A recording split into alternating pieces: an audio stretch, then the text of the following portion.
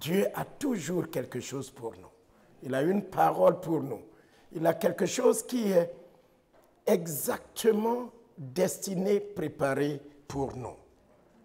Et je voudrais que vous preniez votre Bible, nous allons lire 2 portions. Je vais peut-être introduire, avancer, et si je ne finis pas, je vais m'arrêter et je referai une 2e ou une 3e partie. Vous êtes là? Amen. Non, je ne vous entends pas. Est-ce que vous êtes là? Amen. Amen. Alors, prenez votre Bible. Vous notez d'abord Marc, l'évangile de Marc, le chapitre 12. Nous lirons, je vous lirai, ou quelqu'un ou quelqu'une. Si vous participez aussi, ça fait du bien. Marc chapitre 12, versets 28 à 34. Marc 12, 28 à 34. Ce serait la première lecture. Et nous ajouterons Deutéronome. Deutéronome, le chapitre 6. Deutéronome, le chapitre 6. Nous lirons les versets 4 et 5. Deutéronome, chapitre 6, 4 et 5. Donc, nous avons 2 lectures ce matin. Marc 12, 28 à 34 et Deutéronome, le chapitre 6, 4 à 5. Est-ce que j'ai 2 volontaires qui aimeraient bien se tenir debout et nous faire la lecture? Merci, ma sœur. Je lis la parole du Seigneur. Amen. Marc 12, 28 et 34. Oui. Un des scribes qui les avait entendus discuter, sachant que Jésus avait bien répondu aux Sadducéens, s'approcha et lui demanda: quel est le premier de tous les commandements? Jésus répondit: voici le premier. Écoute Israël, le Seigneur notre Dieu est l'unique Seigneur. Et tu aimeras le Seigneur ton Dieu de tout ton cœur, de toute ton âme, de toute ta pensée et de toute ta force. Voici le second. Tu aimeras ton prochain comme toi-même. Il n'y a pas d'autre commandement plus grand que ceux-là. Le scribe lui dit: bien, maître, tu as dit avec vérité que Dieu est unique et qu'il n'y en a point d'autre que lui. Et que l'aimer de tout son cœur, de toute sa pensée, de toute son âme et de toute sa force, et aimer son prochain comme soi-même, c'est plus que tous les holocaustes et tous les sacrifices. Jésus, voyant qu'il avait répondu avec intelligence, lui dit: tu n'es pas loin du royaume de Dieu. Et personne n'osa plus lui proposer des questions. Que le peuple de Dieu dise Amen. Amen. Merci beaucoup, ma tata. Est-ce que quelqu'un d'autre veut bien nous lire? Oui, Carla. Deutéronome 6, versets 4 à 5. Écoute Israël, l'Éternel notre Dieu est le seul éternel. Tu aimeras l'Éternel ton Dieu de tout ton cœur, de toute ton âme et de toute ta force. Amen. Merci beaucoup. Je voudrais utiliser ces 2 passages-là pour parler aujourd'hui et les semaines à venir, si Dieu permet, de l'essentiel. L'essentiel dans la vie de l'homme. Ou alors, le fondement du christianisme. L'essentiel. Il y a beaucoup de choses que l'homme fait dans la vie. Beaucoup de choses que nous cherchons à faire, à avoir. Mais ce matin, Dieu nous donne un commandement nouveau. Et ce commandement nouveau, Dieu veut que nous nous concentrons sur l'essentiel. Ce qui est essentiel dans cette vie et après cette vie. Donc ce matin, nous allons parler de l'essentiel. Dis avec moi l'essentiel. Nous avons beaucoup de choses à faire dans ce monde et sur cette terre. travailler, vivre, créer des entreprises, fonder des familles, avoir des enfants. Je ne peux pas tout citer. Mais il y a une chose qui est essentielle, qui est, si vous voulez, la pièce d'identité, l'hymne national du christianisme. Si on vous demande quelle est votre pièce d'identité en tant que chrétien, eh bien c'est de cela que je voudrais parler avec vous aujourd'hui. L'acte fondateur du peuple d'Israël se trouve dans ces deux passages que nous avons lus. Ça se trouve dans Deutéronome 6, 4 à 5, repris par notre Seigneur Jésus et rapporté par l'apôtre Marc. Et quelle est cette chose qui est essentielle? Quelle est cette chose qui est l'acte fondateur du christianisme? Vous savez que le christianisme diffère de toutes les religions qui sont sur la terre par cet acte. Toutes les religions qui sont dans le monde sont des religions de peur. Moi, j'ai été idolâtre à mon insu. Quand je grandissais, mes parents m'amenaient chaque fin d'année à adorer des bouts de terre, des mottes de terre. On appelle ça dans ma langue Assoum. C'est des mottes de terre. On était habillé en boubou blanc. On allait, pour ceux qui n'avaient pas beaucoup de moyens, avec ton poulet. Ceux qui avaient les moyens partaient avec leurs moutons. D'autres, c'était des rivières. Dans certaines régions, c'était des montagnes. Dans certains pays, c'est des vaudous.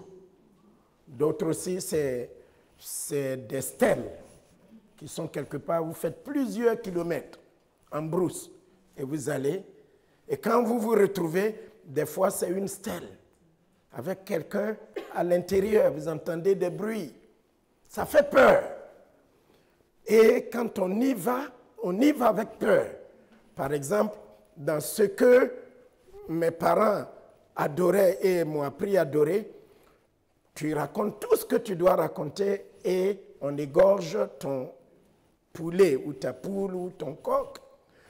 Quand il tourne jusqu'à ce qu'il se couche sur le ventre, ça veut dire que ton idole, ça n'a pas marché, il n'a pas accepté.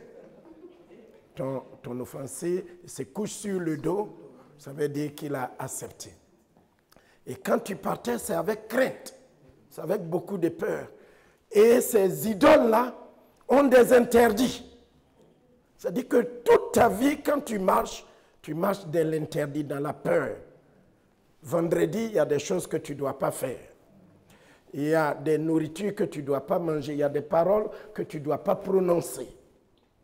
Si tu fais l'erreur de prononcer une de ces paroles-là, tu sais que ta vie est en danger. Et tu marches comme ça sur des braises jusqu'à la fin de l'année, tu dois te rendre avec ton sacrifice pour offrir. Et même là encore, pour offrir le sacrifice, tu ne sais pas si ça va être accepté ou ne pas être accepté. Mais le christianisme n'est pas une religion de peur. C'est une religion d'amour. Ce qui caractérise la vie chrétienne, c'est l'amour. Et c'est ce que nous allons développer. Amen.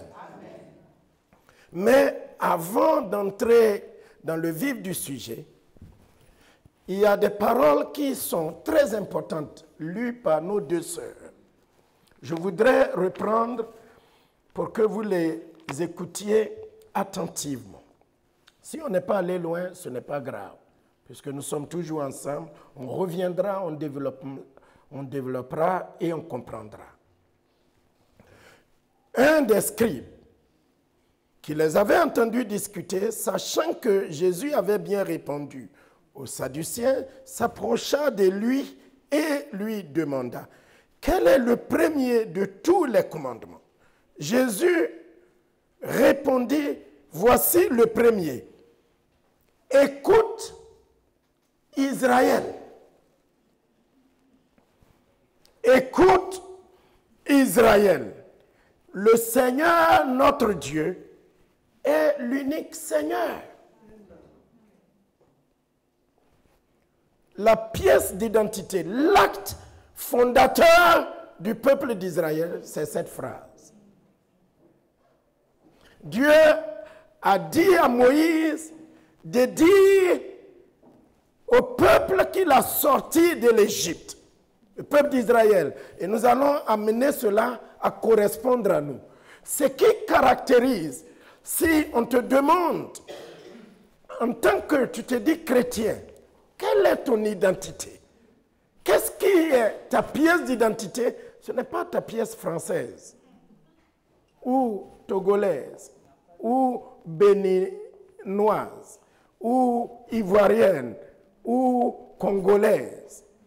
Notre pièce d'identité, ce qui est marqué, ce qui nous marque, ce qui nous distingue, c'est que nous sommes des hommes et des femmes qui sont appelés à faire quoi? À écouter Dieu. Si nous n'écoutons pas Dieu, nous sommes perdus.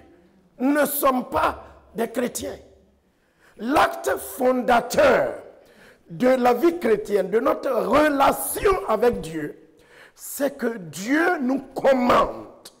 Dieu fait de nous un peuple qui fait quoi?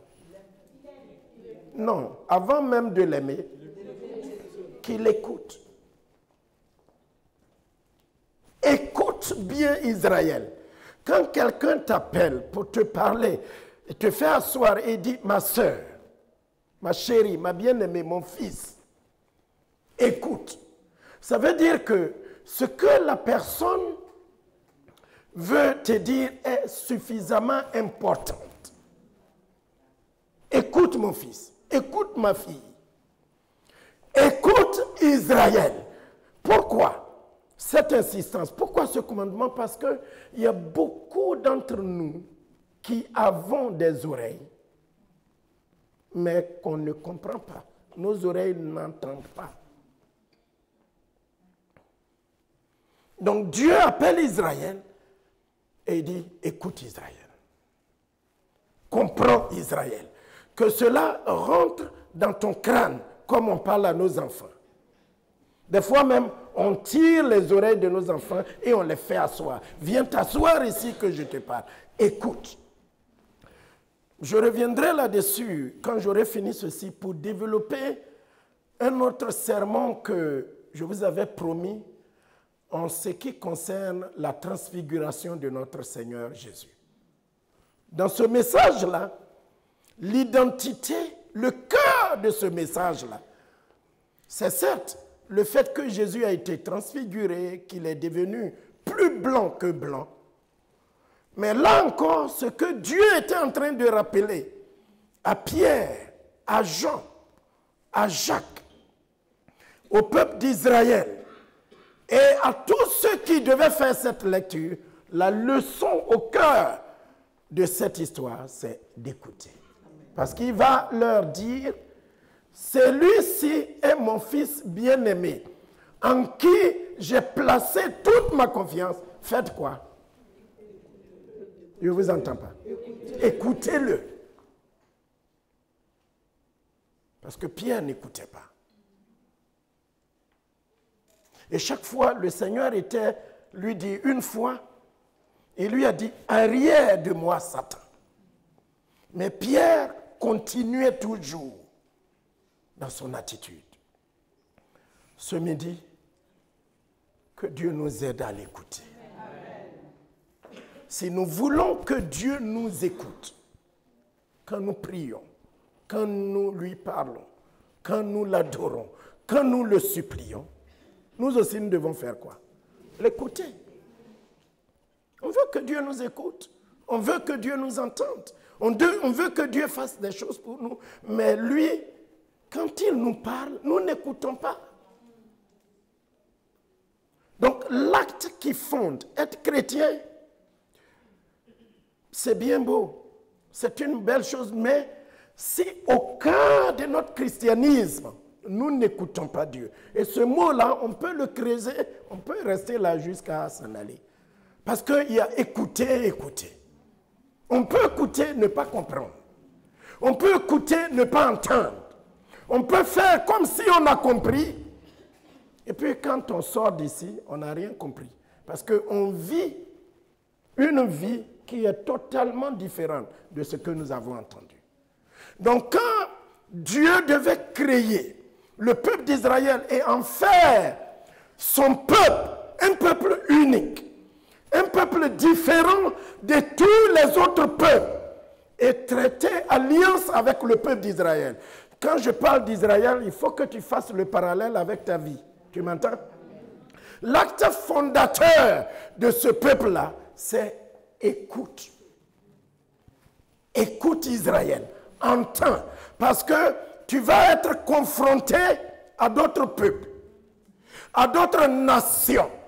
En tant que chrétien, tu seras confronté dans ta vie de tous les jours, en allant au travail, en travaillant, en étant dans le bus, en étant dans le train, en étant au travail, en exerçant ta vie, ton ministère, tu seras confronté à toutes sortes de personnes, de toutes sortes de religions.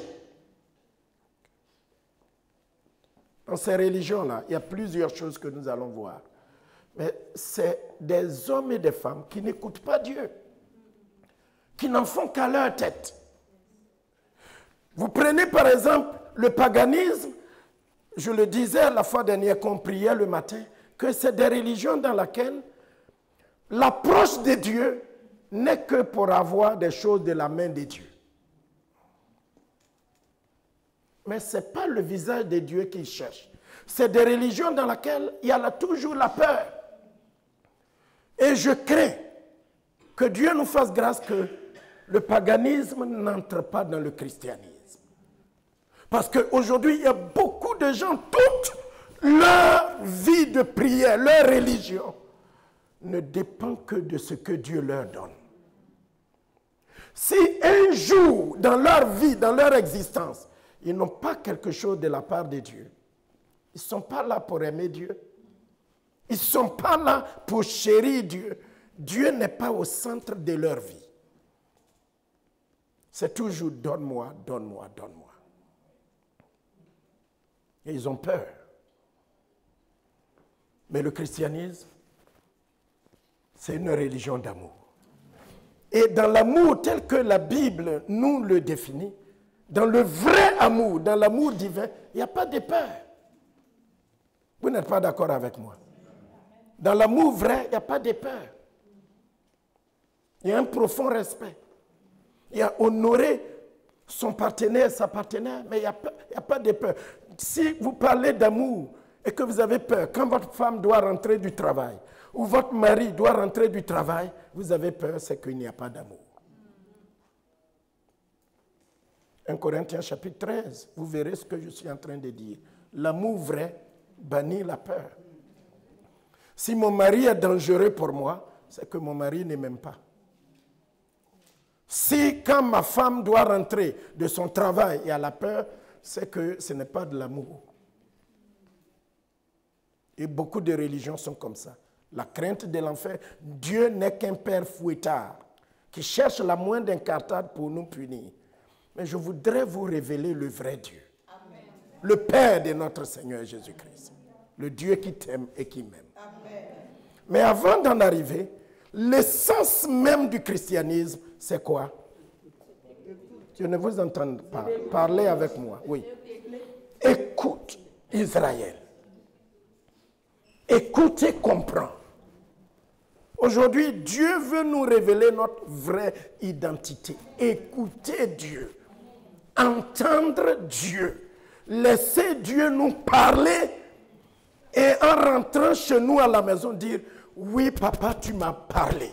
Cette chose dans ma vie te glorifie, je continuerai de te glorifier. Je continuerai de t'aimer. Je continuerai de te servir. Papa, tu m'as parlé, j'ai entendu. Cette chose n'est pas bonne dans ma vie, je ne referai plus jamais. Est-ce que tu veux lever ta main droite pour prêter serment?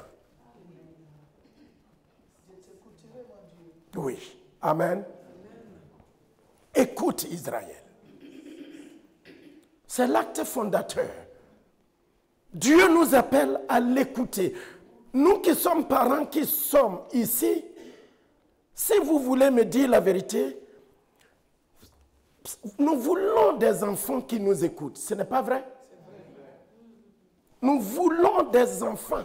Nous voulons que nos enfants nous écoutent.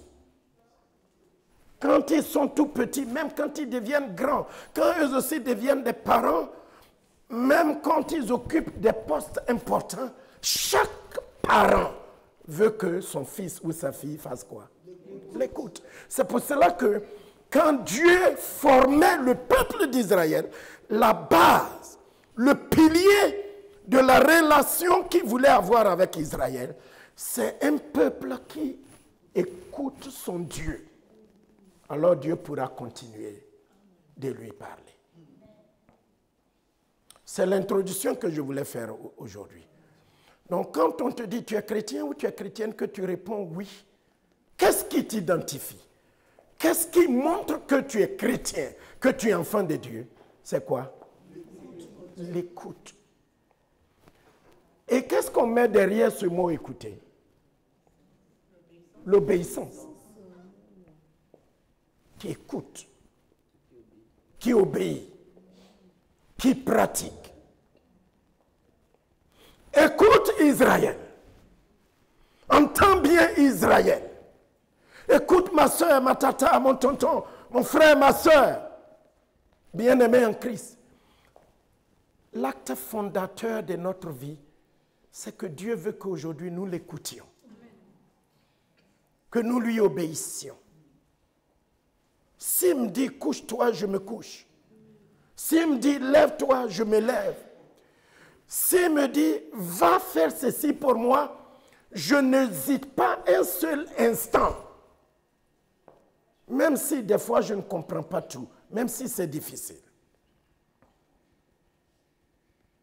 Est-ce que vous voulez écouter? Amen. C'est une source de bénédiction. Alors écoute Israël.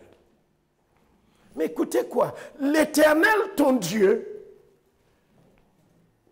écoute, l'Éternel ton Dieu est le Seigneur. Et il est l'unique.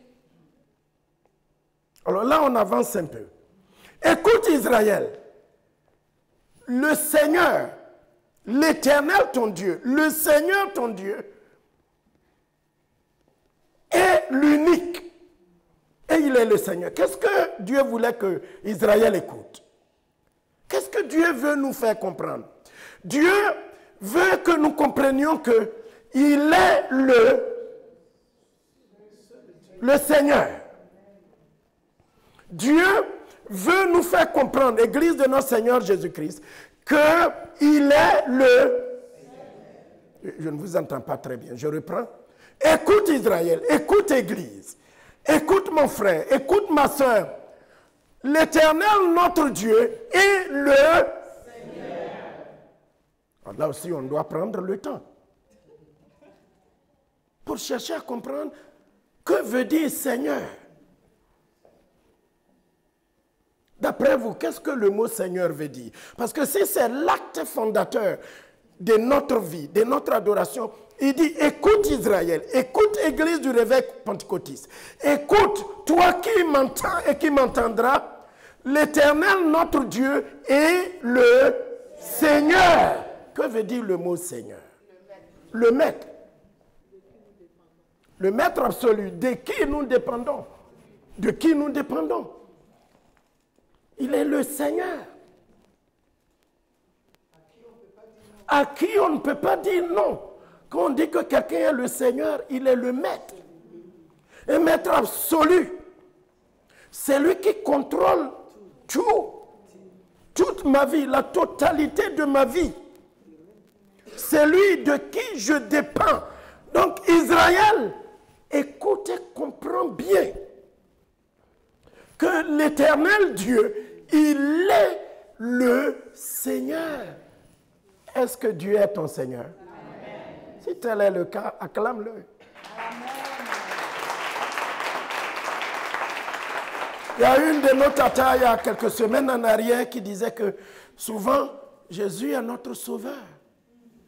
Il nous sauve du péché. Il nous sauve du danger. Mais nous avons du mal à faire de lui le Seigneur de notre vie.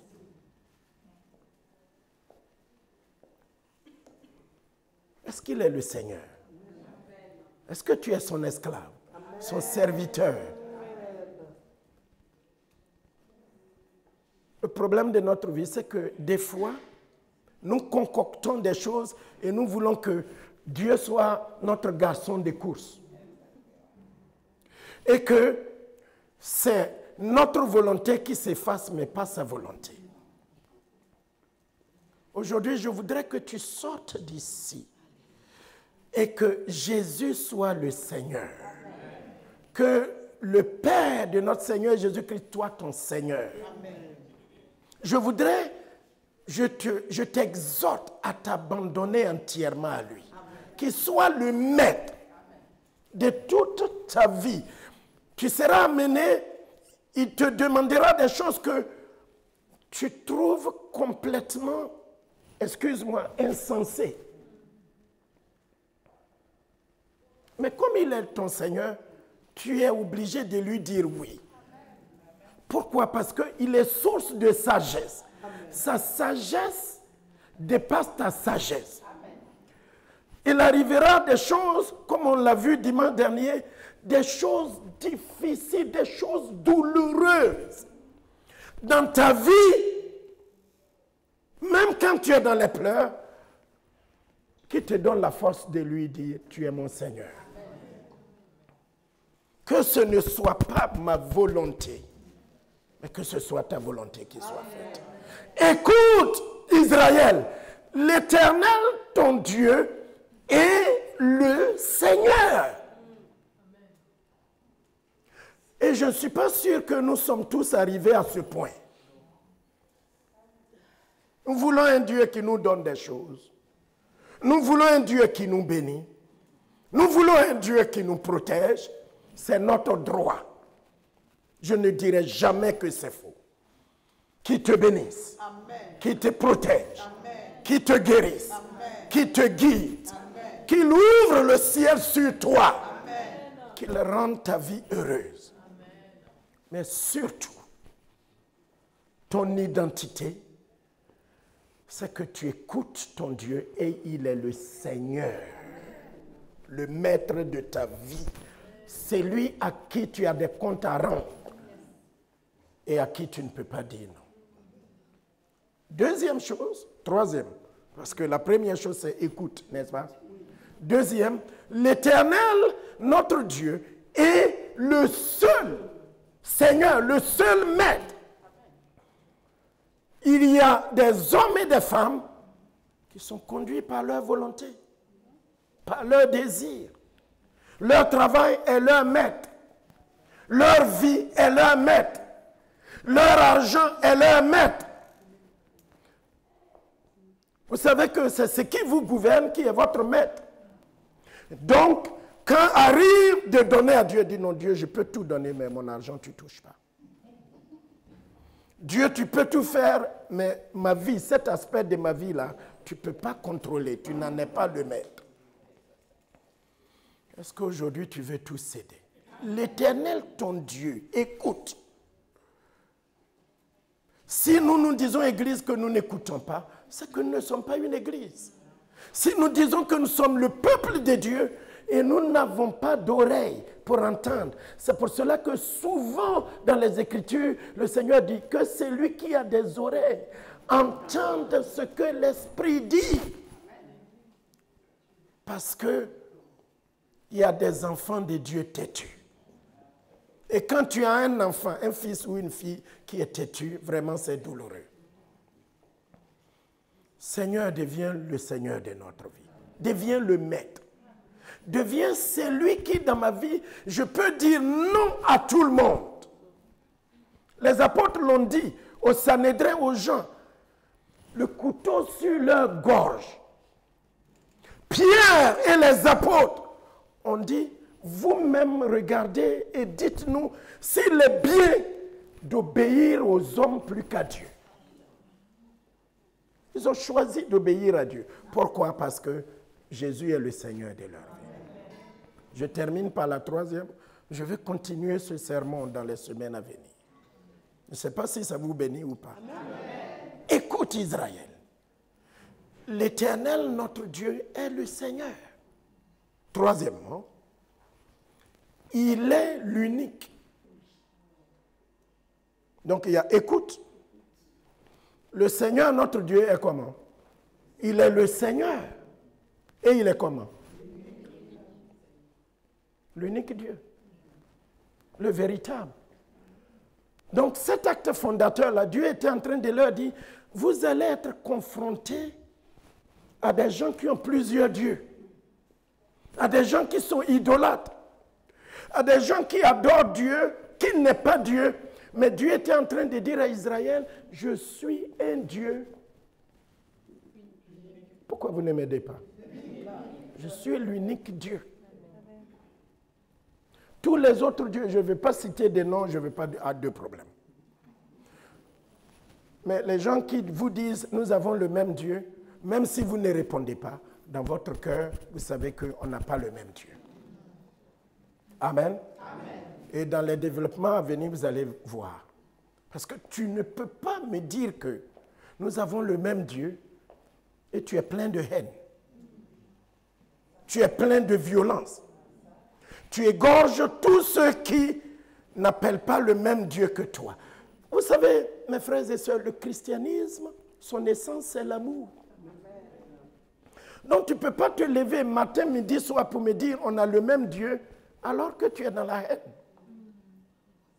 Si le Seigneur égorgeait nous tous qui étions des pécheurs, des méchants, parce qu'en réalité, avant d'en arriver là où nous sommes, nous étions ennemis de Dieu. Vous le savez? Aujourd'hui, nous sommes enfants de Dieu. Ce n'est pas l'amour qui nous a rendus ainsi. Écoute Israël. C'est ici que je vais m'arrêter. L'Éternel, notre Dieu, est comment? Est l'unique. Il est le Seigneur et il est unique. Notre Dieu est l'unique, le vrai. Vous ne savez pas ce que vous avez. Il y a des gens qui se considèrent tellement malheureux. Je n'ai pas d'argent, je suis malheureux. Oui, l'argent peut faire beaucoup de choses. Je n'ai pas de mari, je suis malheureuse. Dieu te donnera un mari. Je n'ai pas d'enfants, Dieu te donnera des enfants. Les projets qui sont dans ton cœur, Dieu en a plus que toi-même pour toi-même. Mais écoute, ce que tu as, ça dépasse tout. Tu es riche sans le savoir. Mets ta main sur ton cœur et répète avec moi, je suis riche sans le savoir. Mais aujourd'hui, je le sais. Tu as Dieu. Et un cantique dans la langue de mon épouse, ça se chante ainsi.